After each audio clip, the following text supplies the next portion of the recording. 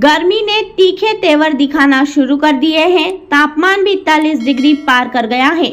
जैसे जैसे पारा चढ़ता है वैसे वैसे एसी कूलर पंखों का इस्तेमाल बढ़ जाता है। ऐसे में आपका बिजली का बिल ना बढ़े, इसके लिए विद्युत वितरण कंपनी द्वारा कुछ कारगर तरीके सुझाए गए हैं।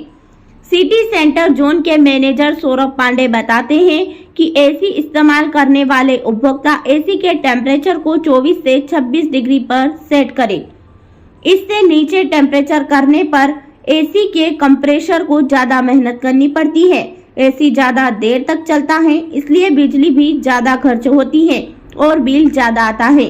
बेहतर होगा कि एसी के साथ साथ कमरे में पंखा भी चलाएं। एसी के एयर फिल्टर को हर 10 से 15 दिनों में अच्छी तरह धोकर साफ करें।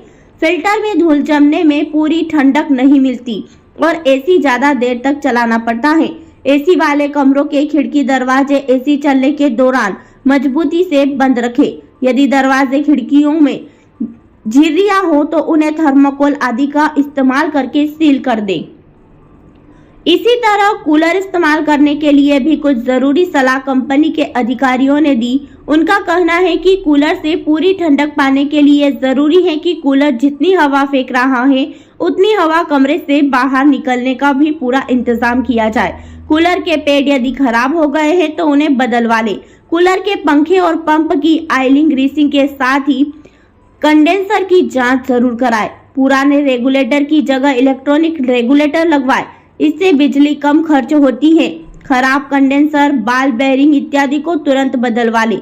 वहीं पंखे में इलेक्ट्रॉनिक रेगुलेटर का इस्तेमाल करें। रेफ्रिजरेटर इस्तेमाल करने में भी सावधानी रखें।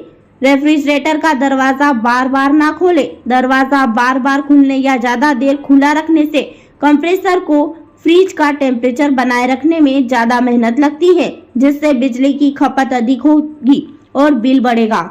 एकदम गर्मा गर्म खाना या दूध फ्रिज में न रखें। ऐसा करने से भी कंप्रेसर को ज्यादा देर चालू रहना पड़ता है।